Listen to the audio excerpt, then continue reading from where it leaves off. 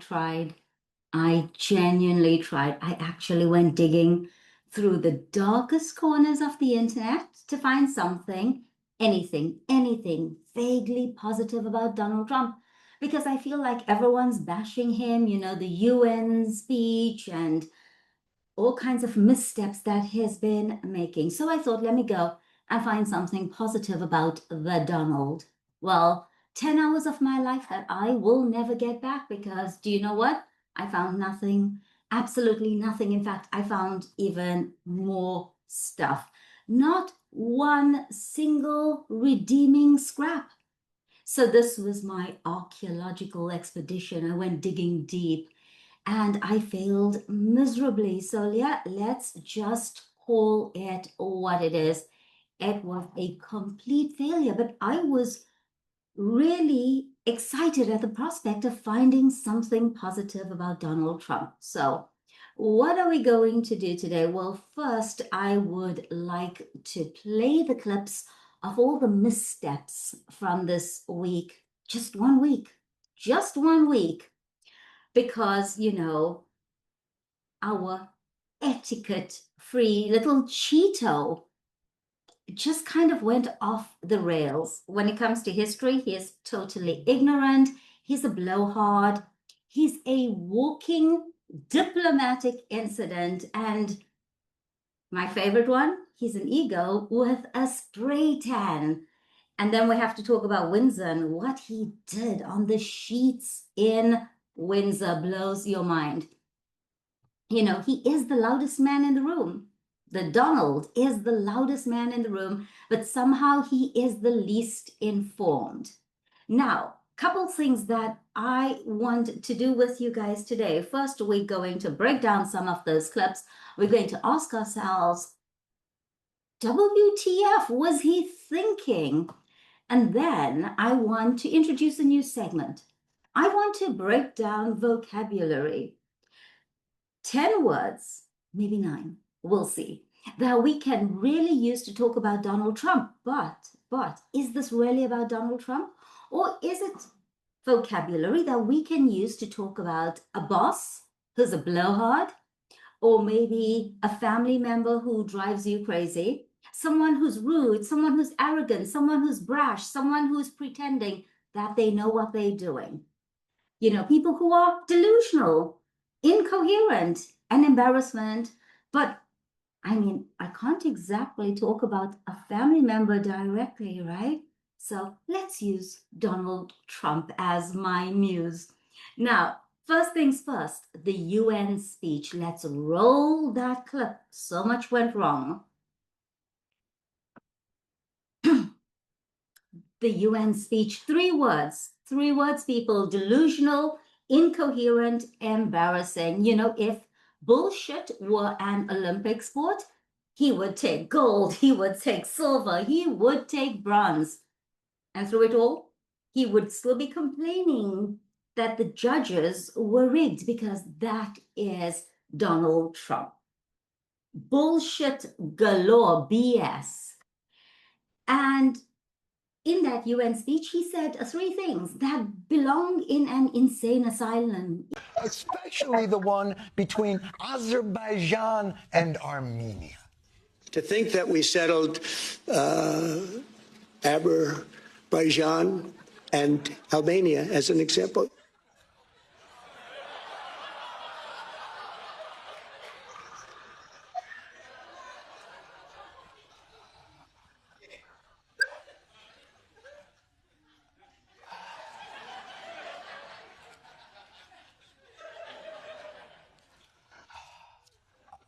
I would like to apologize very quickly. I stand corrected. Azerbaijan is actually pronounced Azerbaijan. And Armenia is pronounced Albania.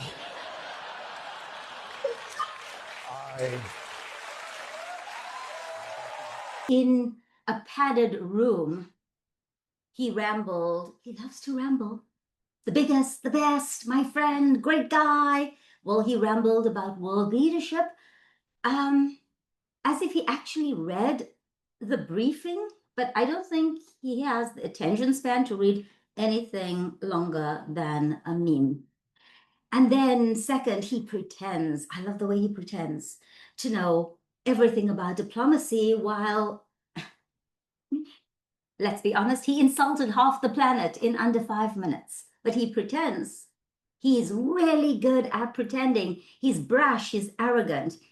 And then somehow he mentioned, or he was able to bring up his favorite topic again, election fraud. And the way I see it, and you guys are going to love this, it's like there's no microphone that is safe from Donald Trump's therapy sessions. It's like give him a microphone and he will just spew his BS garbage. He thinks he's lying on a therapist's couch and he can tell the world all his problems. The elections were rigged. Obama is an alien from Kenya. Biden did so many things. And it's like hand him a microphone and he thinks that he's on his therapist's couch. The UN disaster, the escalator jammed, the teleprompter jammed. The only thing that didn't jam and should have jammed was Donald Trump's mouth.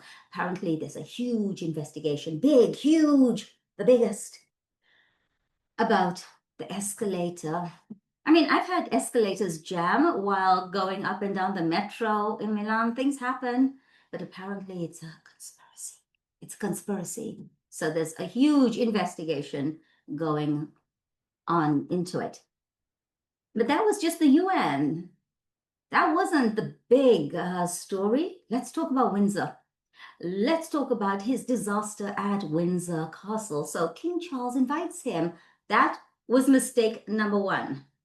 So Trump shows up, I think, 20 minutes late. He waddles in. You know, he's got that walk. He waddles like Donald Duck. He waddles in like he owns Buckingham Palace or Windsor Castle. Then he walks in front of the king. Etiquette breach, because, you know, I'm Donald Trump. Why follow 1,000 years of etiquette when I can just blunder around, waddle around like a tangerine bowling ball, wrecking ball disaster? And yeah, sure, I get it. Americans don't bow. That's fine. But hey, when you're invited to someone else's home, well, I think basic respect applies. These are the rules. You come to my home. If I leave my shoes at the door, I'd like it if you do the same. It's a simple little word called respect. And you know what? Most people learn that by the age of 5. When in Rome, do as the Romans do, but clearly when you're Donald Trump, you do as you please. Then after they left Windsor, the report started leaking. There were takeout containers everywhere. The sheets were stained orange and there were spray cans scattered all around the room, like, you know, a beauty crime scene.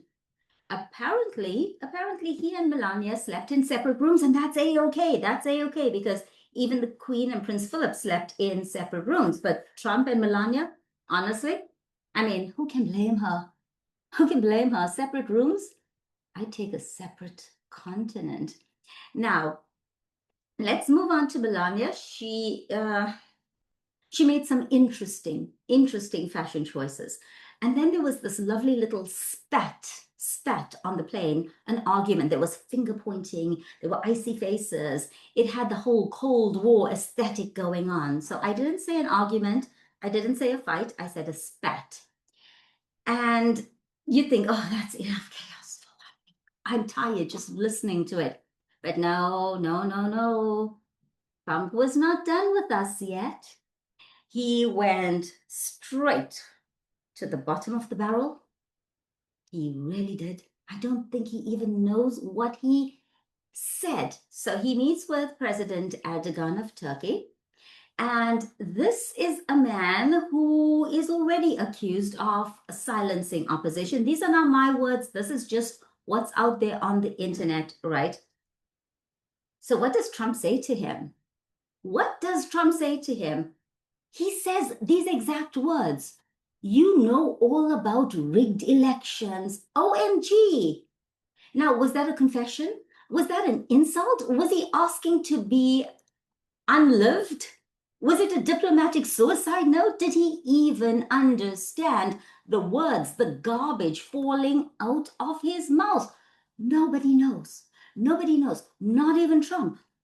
You know, at this point, if I call him clueless, it's an insult to clueless people because he's so far beyond that. And that, ladies and gentlemen, is the weekly circus starring Donald J. Tantrum. Did I say tantrum? I meant Trump. My apologies. This is a man who doesn't know history. He can't follow etiquette. He speaks like a conspiracy blog, and somehow he still thinks that his hairspray is a personality.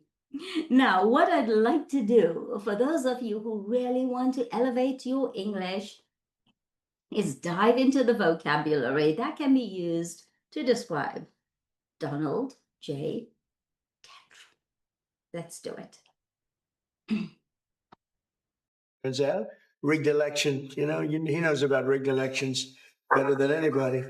But when I was in exile, we were still friends. That's always a good way to find out, test of friendship. But he met with King Charles. No one realized that Charles had already set a trap to make Trump a complete laughingstock. When Trump and Melania arrived at Windsor Castle to be greeted by the royal guard, Trump appeared displeased, his annoyed expression instantly becoming the focus of public attention. In reality, Charles had orchestrated a carefully orchestrated etiquette trap that the US president couldn't perfectly manage. During his interaction with Charles, Trump not only failed to bow according to royal protocol, but even touched Charles's arm, a move considered a serious disrespect for royal protocol. These gestures were captured on camera and quickly went viral, leading to widespread public outcry that Trump was rude and ill-prepared. Charles, on the other hand, remained calm and failed to warn Trump, leaving him appearing disrespectful and embarrassing in public. The seemingly solemn state visit was actually a silent battle over etiquette. Charles, leveraging tradition and rules, exploited Trump's weaknesses. Trump's discontent likely stemmed from his realization that he had fallen into a carefully orchestrated trap.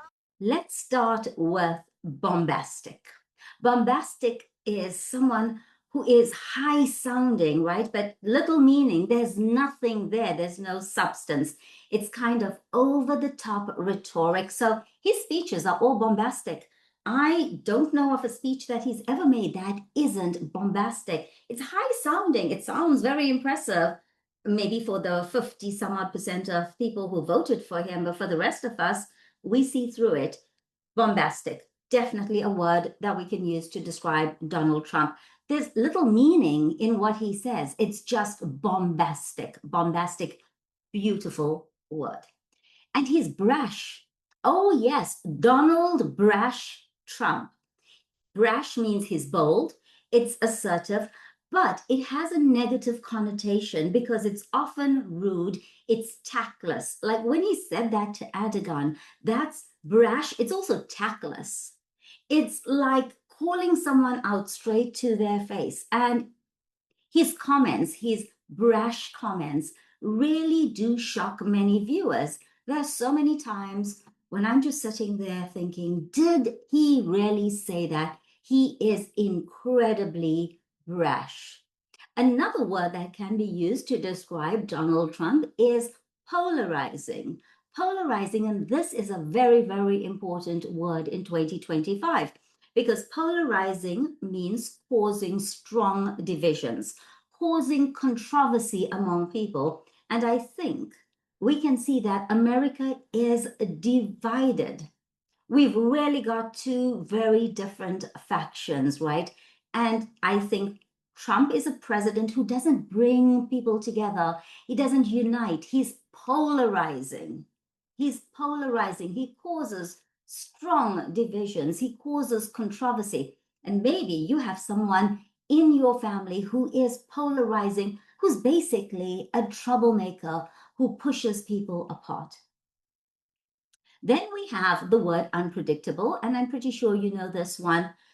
When someone or something is unpredictable, it's very difficult to foresee because these people act without a clear pattern. I mean, let's be honest, none of us knows what level of BS is going to spew from Donald Trump's mouth. Nobody knows what he's going to say next because he is unpredictable. He's also, this is a good one, controversial because he causes public disagreement or debate. His decisions are controversial. What was it? The import taxes, the threats, it's all controversial. He causes public disagreement, he causes debate. He's really controversial. And I'd like you to think of all the words that I'm using, and I'd like you to choose one. Pop it in the comments. Which word would you say really, really describes Donald Trump perfectly? Which word exemplifies Donald Trump?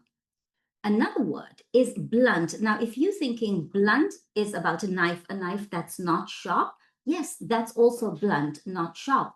But blunt, if someone is blunt, what it means is that they are direct. They are uncompromising in their speech or their manner. They direct, they're straightforward, they are blunt. He's very blunt in his interviews, but I don't even feel like it's an interview. It's more like a speech. No one gets to say anything to him.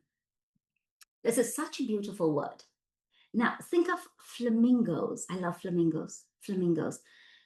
And the word is flamboyant. Sounds like flamingos, right? What is flamboyant? Showy, flashy, extravagant in their style, in their behavior.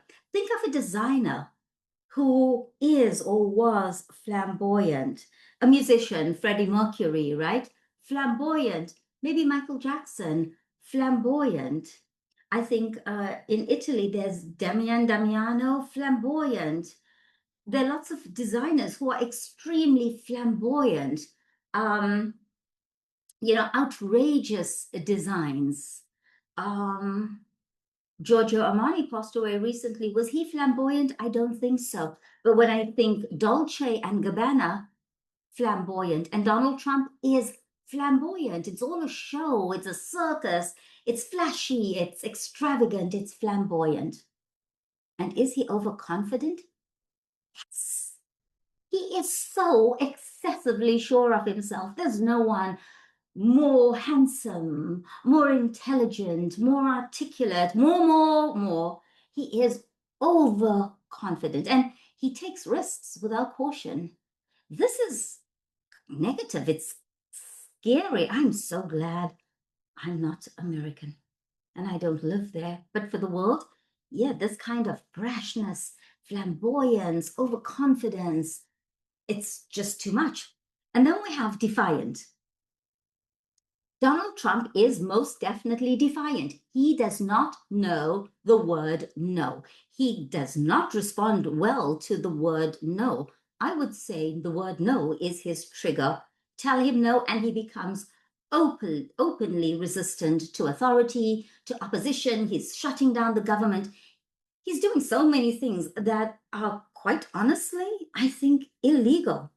I really do. So those were a couple of the words that could be used to describe someone who's really problematic, shall we say. So which one is your favorite? Bombastic, brash, egoistic. Sorry, did I mention egoistic? Egoistic, obviously, you can hear the word ego. They self-centered, really self-centered. And if you want to really remember these words, solidify them in your memory, think of someone that you know who is bombastic, who is brash, who is egoistic, who is polarizing, unpredictable, controversial, blunt, flamboyant, overconfident, defiant. And from all of those words, I'm going to say there's one word that is kind of neutral. And if you know which one it is, then pop that in the comments. And on that note, I hope you enjoyed this new edition of English Decoded. So English Decoded, we play the clips, whatever's trending, and then we break down the vocabulary so you can talk about people, things, whatever's happening in the news articulately, intelligently, confidently. So if you love this episode, please take a moment to like, subscribe, and share it with a friend. I'm Nas, it's ciao for now.